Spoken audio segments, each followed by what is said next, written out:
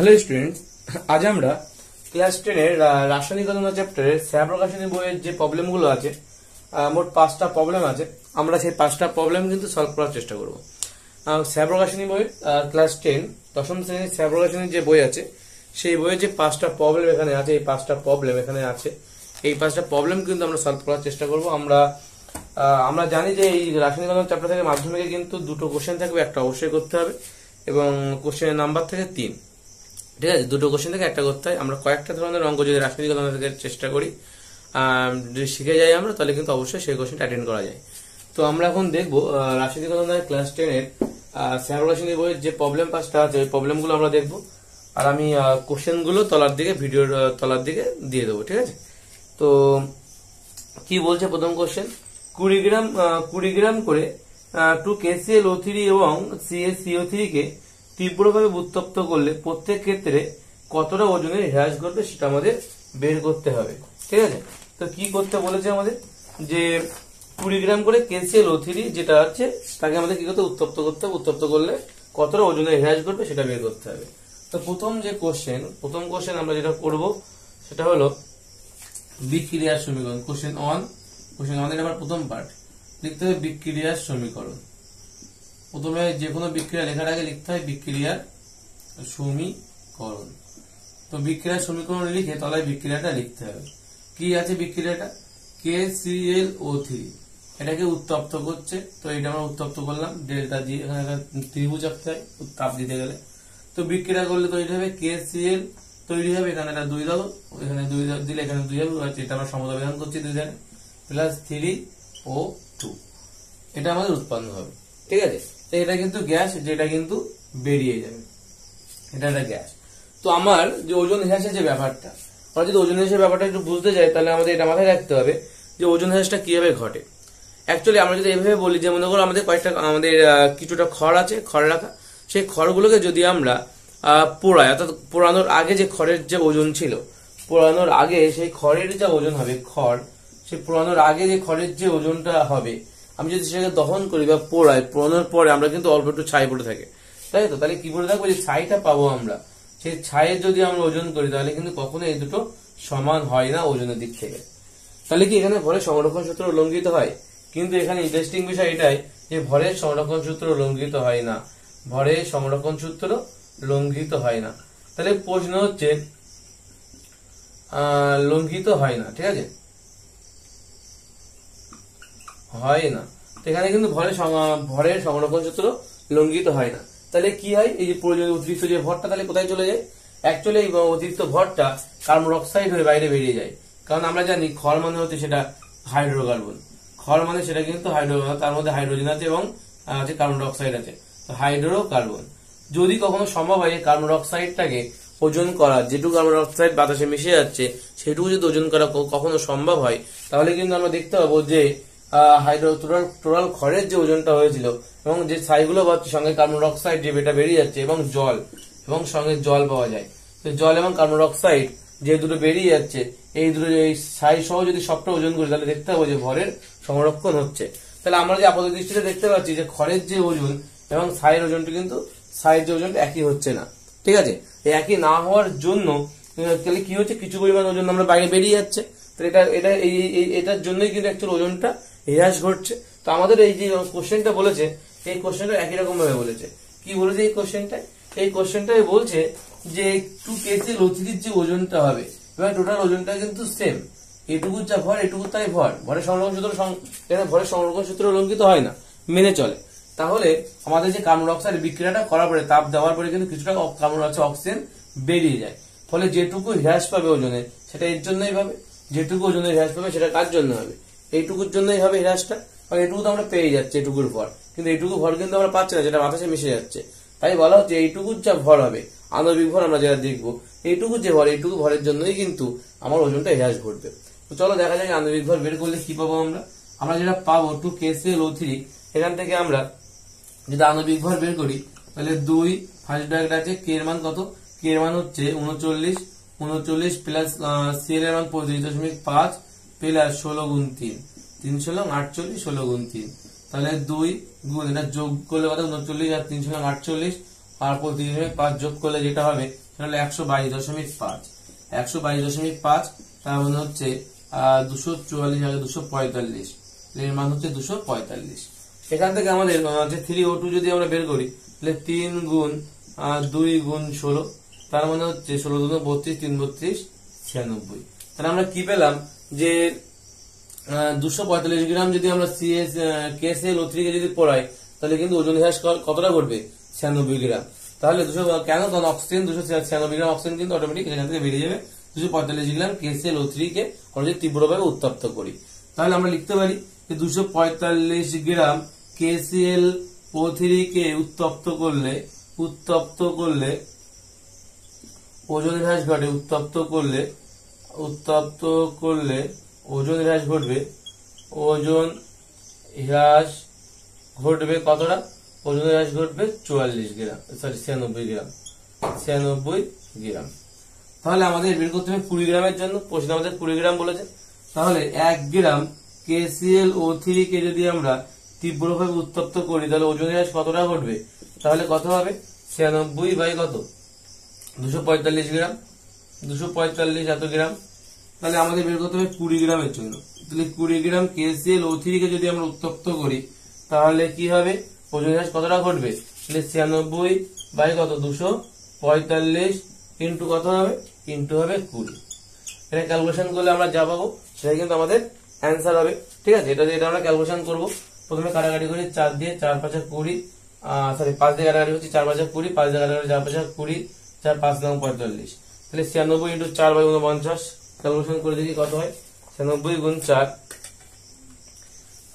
96 গুণ 4 যেটা হবে তার সঙ্গে আমাদের 49 দিয়ে ভাগ করতে হবে। অ্যান্সার ডিভাইডেড বাই 49 কত হবে? আমাদের হচ্ছে 7.83। তাহলে কত হচ্ছে? 7.83 এত গ্রাম। তাহলে এত গ্রাম কিন্তু আমাদের ওজন হ্রাস ঘটবে 20 গ্রাম KClO3 কে যদি উত্তপ্ত করি তাহলে 7.83 গ্রাম আমাদের কিন্তু কি হবে? ওজন হ্রাস ঘটবে। এটা গেল একের দাগের ফার্স্ট পার্টটা। কারণ আরেকটা অঙ্ক আছে একই রকম ভাবে করতে হবে, তো আমরা সেটা দেখবো কি হয়। তো এই অঙ্কটা সবাই খাতায় তুলে নাও বা একবার রিভাইজ করে দেখে আরেকবার পজ করে দেখে নিতে পারো ভিডিওটা একবার কি বলছে। তো আমরা কোশ্চেন নাম্বার 2 তে যাবো। তো আমাদের কোশ্চেন নাম্বার 2 তে যদি আমরা যাই তাহলে কি দেখতে পাবো? তো কোশ্চেন নাম্বার 2 তে আমরা দেখতে পাবো যে বিক্রিয়ার সমীকরণ। বিক্রিয়ার কথাটা মুছে দেওয়া ভুল হয়ে গেল। কোশ্চেন নাম্বার 2 এখানে কি লিখতে হবে? বিক্রিয়ার সমীকরণ। তো বিক্রিয়ার সমীকরণটা কি হবে? কি বলেছে যে আমাদের CaCO3 কে তীব্রভাবে উত্তপ্ত করতে হবে 20 গ্রাম। CaCO3 কে যদি উত্তপ্ত করি তাহলে প্রত্যেক ক্ষেত্রে কত ওজনের হ্রাস ঘটবে? তাহলে এবার আমাদের কাকে উত্তপ্ত করতে হবে? CaCO3 কে। তো আমরা এটাকে যদি উত্তপ্ত করি তাহলে আমরা কি পাই? CaO plus CO2। আমরা এটা পাবো CaO আর CO2। আর একটা জিনিস বলি যে অনেকের এই অঙ্কগুলোর ক্ষেত্রে যে সমস্যাটা হয় সেগুলো এই রাসায়নিক বিক্রিয়া গঠন করতে পারে না। তার ফলে কি হয়? রাসায়নিক বিক্রিয়া গঠন করতে না পারার জন্য এই অঙ্কগুলো তার সমাধানই করতে পারে না। কারণ এই রাসায়নিক বিক্রিয়াটাই মেন, যেটা সমাধান করা শিখতে হবে। এবং এটা কি করতে হয়? অ্যাকচুয়ালি এই রাসায়নিক বিক্রিয়া সমাধান করতে না পারার কারণ এটা প্র্যাকটিসের অভাব। ঠিক আছে, এগুলো যত বেশি প্র্যাকটিস করবে তত বেশি কিন্তু তোমরা এটা মানে যত অভ্যাস তৈরি হয়ে যাবে একটা, তখন তোমরা এমনি নিজেরাই বিক্রিয়ার সমীকরণ তৈরি করতে পারবে। ঠিক আছে, তো আমাদের এখানে যেটা করতে হবে, এখানেও কিন্তু সেই কার্বন ডাইঅক্সাইড কিন্তু একটা গ্যাস আছে যা কিন্তু বাতাসে বেরিয়ে যাচ্ছে। তাহলে যেটুকু আমাদের ওজন হ্রাস ঘটবে সেটুকু কার্বন ডাইঅক্সাইডের জন্যই ঘটবে। ঠিক আছে, তাহলে আমরা যদি এখান থেকে আণবিক ভর বের করি তাহলে ক্যালসিয়ামের কত? 40 প্লাস কার্বনের 12 প্লাস 16 গুণ 3, 16 গুণ 3 তাহলে কত হচ্ছে? 40 প্লাস 12 প্লাস 48 মানে হচ্ছে 100। তাহলে এখানে কত হচ্ছে? CaCO3 হচ্ছে 100 হচ্ছে। আর আমরা CO2 যদি দেখি তাহলে কত হবে? 12 প্লাস হচ্ছে 16 গুণ 2, 16 গুণ 32 আর 12 44। তার মানে আমাদের 100 গ্রাম CaCO3 কে যদি উত্তপ্ত করি তাহলে আমাদের 44 গ্রাম কিন্তু আমাদের ওজনের হ্রাস ঘটবে। কার জন্য ঘটবে? CO2 এর জন্য ঘটবে। তাহলে আমরা লিখতে পারি যে 100 গ্রাম CaCO3 কে যদি উত্তপ্ত করলে ওজন হ্রাস ঘটবে। ওজন হ্রাস ঘটবে কতটা? 44 গ্রাম। ঠিক আছে, তাহলে আমরা যদি 1 গ্রাম CaCO3 কে যদি উত্তপ্ত করি তাহলে ওজন হ্রাস কতটা ঘটবে? তাহলে 44 বাই কত হবে 44/100 গ্রাম। আমরা যদি এখন 20 গ্রামের ক্ষেত্রে বের করি, 20 গ্রাম CO3 কে যদি তীব্রভাবে উত্তপ্ত করি তাহলে কতটা ওজনে হ্রাস ঘটবে? 44 বাই কত 100 ইন্টু কত হবে ইন্টু হচ্ছে 20। তাহলে কাটাকাটি করলে এত গ্রাম হওয়া উচিত, 20 5 ফিলিং সব, তাহলে 44/5। 44 কে 5 দিয়ে ভাগ করলে কত হয়? 5 8 40, 41 42, 4 দশমিকের জন্য শূন্য নিতে হবে, 5 8 40, 8.8 গ্রাম। তাহলে 8.8 গ্রাম কিন্তু আমাদের ওজনে হ্রাস ঘটবে। 20 গ্রাম CO3 কে যদি উত্তপ্ত করি আমরা তাহলে 8.8 গ্রাম আমাদের কিন্তু কি হবে? ওজনে হ্রাস ঘটবে। কার জন্য ঘটবে? CO2 এর জন্য ঘটবে। বোঝা গেল? অঙ্কটা আগের অঙ্ক এবং এই অঙ্কটা কিন্তু একদম একই রকমের অঙ্ক। ওকে, তো কোশ্চেন নাম্বার 2 তে কি বলেছে? কোশ্চেন নাম্বার 2 বলছে যে 60 গ্রাম অক্সিজেন প্রস্তুত করতে 80% বিশুদ্ধতার কত গ্রাম পটাশিয়াম ক্লোরাইডের প্রয়োজন হবে সেটা আমাদের বের করতে হবে। তো আমাদের বিক্রিয়ার সমীকরণ আবার আগের বারের মতো, এটা আমরা আগের বার করেছিলাম। KClO3 সমান সমান কত হয়? এখানে 2 দিতে হবে, 2KCl প্লাস 3O2। আমি আগে বলেছি বিক্রিয়াগুলো যদি একবার মাথায় রেখে দেওয়া যায়, বারবার প্র্যাকটিস করতে করতে অটোমেটিক্যালি হয়ে যাবে। কিন্তু আমরা আগেবারে আণবিকভার বের করেছিলাম, কত হয়েছিল? 245 হয়েছিল। আর CO2 বের করেছিলাম, কত হয়েছিল? 3O2 বের করেছিলাম, আমাদের হয়েছিল 96। ঠিক আছে, আমাদের 96 হয়েছিল এটা। এখন এটা ক্যালকুলেশন করলাম না, কিন্তু একটু আগে আমরা করেছি। তাহলে আমাদের এখান থেকে বলতে পারি যে 96 গ্রাম যদি O2 প্রস্তুত করতে হয়, 96 গ্রাম O2 প্রস্তুত করতে 245 গ্রাম KClO3 প্রয়োজন। ঠিক আছে, তাহলে আমরা যদি এখন বের করি 1 গ্রাম O2 প্রস্তুত করতে আমাদের 245 বাই কত 96 গ্রাম KClO3 প্রয়োজন। আমাদের বের করতে বলেছে কত গ্রাম? 60 গ্রাম O2 প্রস্তুত করার জন্য। 60 গ্রাম O2 প্রস্তুত করতে 245 বাই কত 96 ইন্টু 60 এত গ্রাম KClO3 প্রয়োজন, পটাশিয়াম ক্লোরাইড প্রয়োজন। কাটাকাটি করলে কত হবে? এখানে হবে 10, 6 কে 60, 6 কাটাকাটি করলে 6 কে 6 36, 6 36, 6 96। তাহলে 245, তার মানে এখানে কত হচ্ছে আমাদের আলটিমেটলি 2450 বাই কত 16 এত গ্রাম আমরা পেলাম। এখন আমাদের প্রশ্নে কি বলেছে যে 60 গ্রাম O2 প্রস্তুত করতে 80% বিশুদ্ধতার কত গ্রাম পটাশিয়াম ক্লোরাইডের প্রয়োজন। আমরা এখন লিখতে পারি, আমরা যেটা লিখতে পারি, ধরি যে লাইনটা বলেছে ওটাই লিখবো। 60 গ্রাম O2 প্রস্তুত করতে কি হতে হবে? 80% বিশুদ্ধতার 80% বিশুদ্ধতার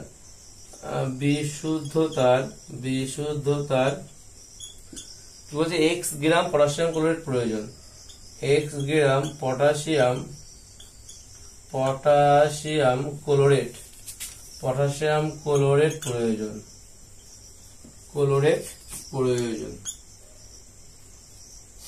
তার মানে আমরা লিখতে পারি, তার মানে আমরা হচ্ছে x ইন্টু 80 বাই কত 80 বাই 100 সমান কত হবে?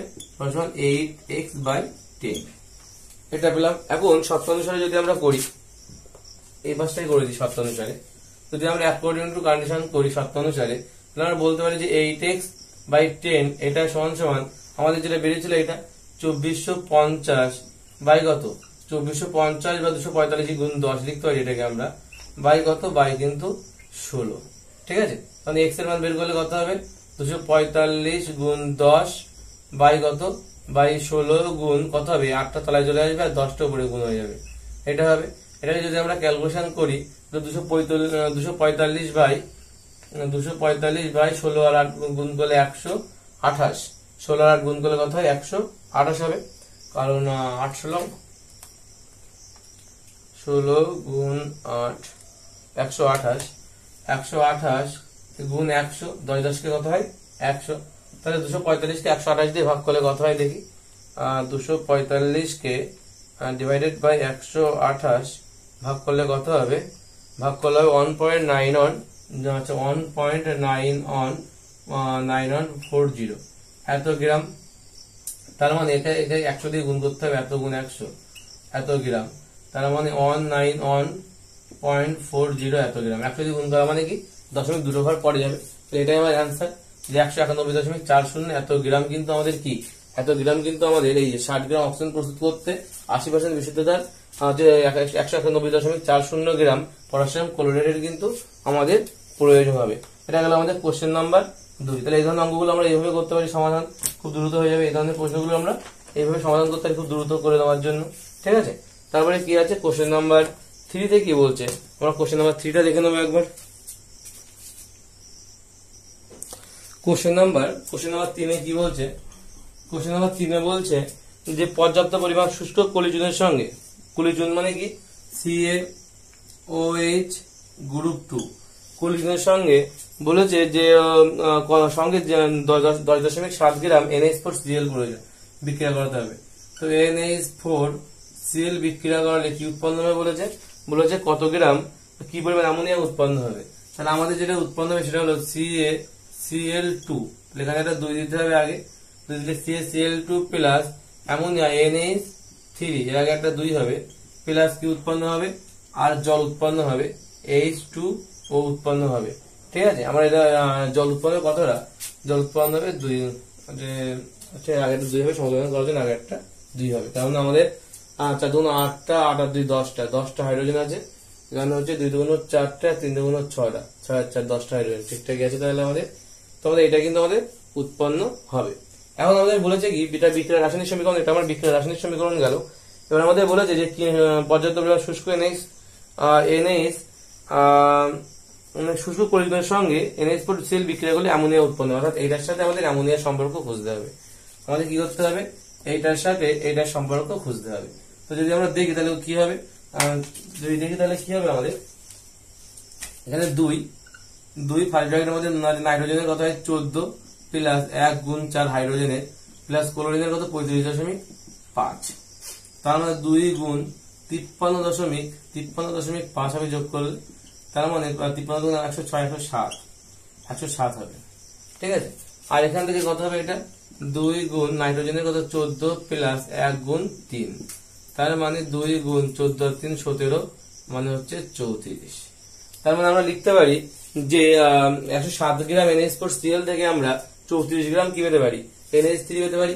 তাহলে আমরা লিখতে পারি 107 গ্রাম NH4Cl থেকে বিক্রিয়া করলে থেকে আমরা 34 গ্রাম NH3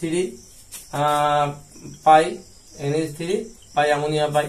তাহলে আমরা 1 গ্রাম NH4Cl কে যদি বের করাই থেকে কতটা পাবো, 34/107 এত গ্রাম NH3 পাবো। তাহলে আমাদের চেয়েছে 10.7 এত গ্রামের জন্য, এত গ্রাম NH4Cl থেকে আমরা তাহলে 34 কত আছে 107 ইন্টু 10.7 গ্রাম NH3 পাবো, NH3 পাই। তাহলে এখান থেকে যদি দশমিক তুলে দিই, তাহলে এটা 10 চলে আসবে এবং 107 কেটে যাবে, 34 কত হবে 10, তার মানে হচ্ছে 3.4 গ্রাম আমরা কিন্তু অ্যামোনিয়া পাবো। তাহলে আমাদের 10.7 গ্রাম NH4Cl এর বিক্রিয়া ঘটালে কি পরিমাণ অ্যামোনিয়া উৎপন্ন হবে, তাহলে 3.4 গ্রাম অ্যামোনিয়া কিন্তু আমাদের উৎপন্ন হবে। এটা গেল কোশ্চেন নাম্বার 3।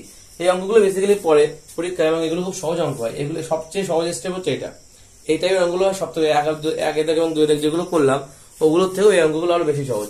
এগুলো শুধুমাত্র সমীকরণ গঠন করতে পারলেই কিন্তু অঙ্কটা করে দেওয়া যায়, ঠিক আছে। অঙ্কটা প্রথমে আমাদের বের করতে হবে, এই প্রথম সমীকরণ গঠন করতে হবে স্টেপ 1 এ। স্টেপ 2 তে আমাদের যে আণবিক ভরটা বের করতে বলেছে সেই আণবিক ভরটা আমাদের বের করতে হয় এবং তারপরে আমাদের যেটা উত্তর চাইবে সেভাবে বাক্যটা লিখে দিতে হবে। প্রথমে এখান থেকে বাক্যটা লিখতে হয়, যাদের আমাদের সম্পর্ক খুঁজতে হবে সেই দুটো সম্পর্ক দেখতে হবে যে কার কার মধ্যে সম্পর্ক খুঁজতে বলেছে, সম্পর্কগুলো খুঁজতে হবে। খোঁজার পরে এই লাইনটা লিখতে হবে, এরকম ধরনের লাইন লিখতে হবে যেটা তোমার প্রশ্ন চাইবে, সেই ধরনের লাইন লিখে দিয়ে সেখান থেকে জাস্ট ওয়ার্কিং নিয়মের সাহায্যে অঙ্কটা করে দিতে হয়। একদম ইজি স্টেপ অঙ্কগুলো, ঠিক আছে। কোশ্চেন নাম্বার 4 কি বলছে, কোশ্চেন নাম্বার 4 বলছে যে এনটিপি তে 2.24 লিটার একটি গ্যাসের ভর 3.17 গ্রাম, গ্যাসটির আণবিক ভর, বাষ্প ঘনত্ব এবং প্রমাণ ঘনত্ব বের করতে হবে। এর প্রমাণ ঘনত্ব 0.089 গ্রাম পার লিটার বলে দেওয়া আছে।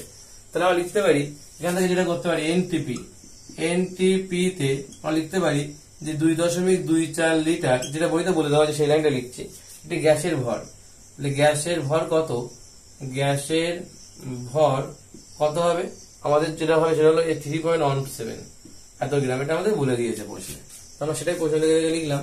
তাহলে আবার পরের লাইনে করতে হবে এনটিপিতেই আমরা যদি 22.4 লিটারের জন্য বের করি গ্যাসের ভর কত হবে, 22.4 লিটার গ্যাসের ভর কত হবে, তাহলে যে 3.17 ইন্টু কত, আচ্ছা বাই হবে 2.24, এর সঙ্গে গুণ হয়ে যাবে গুণ 22.4, যদি ঠিকঠাক করে দশমিক তোলা যায় তাহলে তলায় 10 আর উপরে 100, দশমিক তোলে এখানে দশমিক তোলো, এখানে দশমিক তুলে এখানে উপরে কত হবে, উপরে হবে 224 বাই কত, তলায় হবে 10 আর উপরে হবে 100, তো 224 220 কেটে যাবে, 0 0 কাটবে, মানে 3.17 এর সঙ্গে কত গুণ, 10 গুণ, তার মানে 31.7 গ্রাম।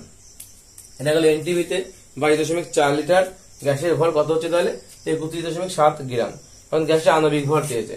তো গ্যাসটির আণবিক ভর তাহলে কত, অতএব দিয়ে লেখো গ্যাসটির আণবিক ভর, গ্যাসটির আণবিক ভর, গ্যাসটির আণবিক ভর কত হবে, আণবিক ভর, গ্যাসটির আণবিক ভর কত হবে, আণবিক চাইছে তার মানে হচ্ছে 31.7 গ্রাম পার মোল, এটা হচ্ছে আণবিক ভর গেল।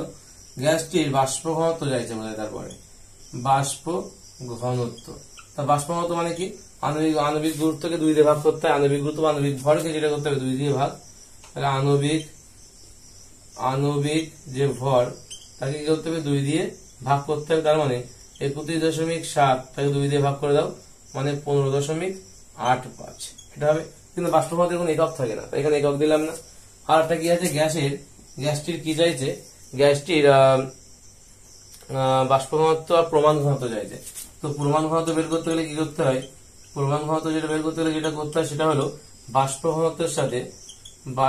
ঘনত্বের সাথে কি করতে হয়, বাষ্প ঘনত্ব যেখানে দিতে হয় বাষ্প ঘনত্ব গুণ 0.089 এত গ্রাম পার লিটার, এটা হচ্ছে গুণ হয়ে যায়, মানে এখানে 15.85 এর সঙ্গে গুণ হয়ে যাবে কত, 0.089 গ্রাম পার লিটার, কত হবে গুণ করলে 15.85 গুণ 0.089 গুণ করলে কত হয় 1.41 এত 1.41 গ্রাম পার লিটার, এটা কিন্তু অ্যান্সার হবে। ঠিক আছে, এটা হলো কোশ্চেন নাম্বার 4 গেল, মানে লাস্ট কোশ্চেন নাম্বার 5 কি বলছে চলো দেখে নিই। কোশ্চেন নাম্বার 5 কি বলছে, কোশ্চেন নাম্বার 5 এ কি বলছে, কত গ্রাম CaCO3 এর সাথে অতিরিক্ত লঘু HCl এর বিক্রিয়া করলে 22 গ্রাম CO2 উৎপন্ন হবে। তবে কার সঙ্গে কার বিক্রিয়া করতে বলেছে, বলেছে যে CaCO3 এর সঙ্গে, CaCO3 তার সঙ্গে বিক্রিয়া করতে বলেছে HCl, লঘু HCl যদি বিক্রিয়া করে তাহলে কি উৎপন্ন হবে বলেছে, কার্বন ডাই অক্সাইড একটা উৎপন্ন হবে বলে দিয়েছে আমার, তাই লিখে দিলাম কার্বন ডাই অক্সাইড। ঠিক আছে, আর কি উৎপন্ন হবে, তো Cl আছে, তার মানে CaCl2, এখানে 2 দেওয়া আছে, এখানে একটা আগে 2 চলে আসবে, তো আর এখান থেকে কি উৎপন্ন হবে, এখানে একটা কার্বন ডাই অক্সাইড উৎপন্ন হচ্ছে, এখানে একটা ও পড়ে আছে, আর এখানে H পড়ে আছে, তাহলে হচ্ছে এখানে জলও কিন্তু উৎপন্ন হবে, তো জলও কিন্তু উৎপন্ন হবে, এটা হচ্ছে বিক্রিয়ার সীমিত সমীকরণ। ঠিক আছে, সব ঠিকঠাক আছে। হাইড্রোজেন করা আছে, হাইড্রোজেন 2 আছে, Cl 2 আছে, হাইড্রোজেন 2 দিয়ে দিয়েছি, CO2 বেরিয়ে যাচ্ছে এখান থেকে, তাহলে একটা ও থাকছে, এখানে Ca থাকছে, Ca বেরিয়ে যাচ্ছে, একটা ও থাকছে, এখানে হচ্ছে একটা H2 থাকছে। ওকে, এটা হচ্ছে আমাদের বিক্রিয়ার সীমিত সমীকরণ। ঠিক আছে, এটা হচ্ছে আমাদের বিক্রিয়ার কি, বিক্রিয়ার কিন্তু সীমিত সমীকরণ কিন্তু আমাদের এটাই গেল।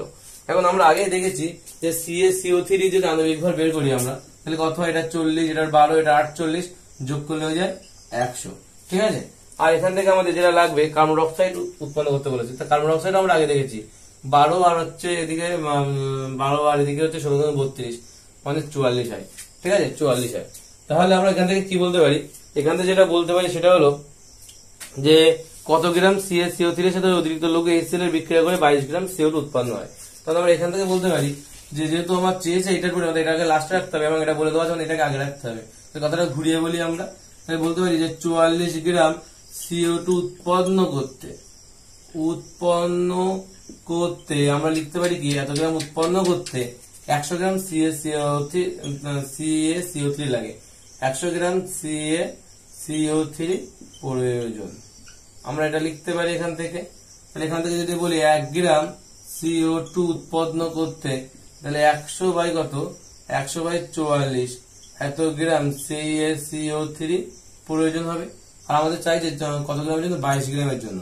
তাহলে 22 গ্রাম CO2 উৎপন্ন করতে, তাহলে 100 বাই কত, 44 ইন্টু কিন্তু 22 এত গ্রাম CO3 প্রয়োজন। 22 দুগুণ 44, 2 50।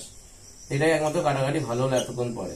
তাহলে 50 গ্রাম CO3 কিন্তু প্রয়োজন, 50 গ্রাম CO3 প্রয়োজন। এই গেল আমাদের, এটা গেল আমাদের লাস্ট অঙ্ক। এইটাই অঙ্ক এবং 3 দাগের অঙ্ক একই রকমের অঙ্ক, দুটো একই টাইপের অঙ্ক, ঠিক আছে। তো এই গেল আমাদের মোট 5টা অঙ্ক। স্যাপ্রকাশনের বই যে 5টা প্রবলেম ছিল, সেই 5টা প্রবলেমের সলিউশন করলাম, ঠিক আছে। তো আমরা আরো অন্য বইয়ের সলিউশন করবো, যার যে বইয়ের সমাধান করতে হবে এটা বলে দেবে কমেন্ট বক্সে, আমরা সেই বই সমাধান করে দেবো। আর এই গেল আমাদের মোট 5টা কোশ্চেন ছিল, খুব ইম্পর্টেন্ট কোশ্চেন এগুলো, এগুলো কিন্তু বাড়িতে সব প্র্যাকটিস করবে, ঠিক আছে।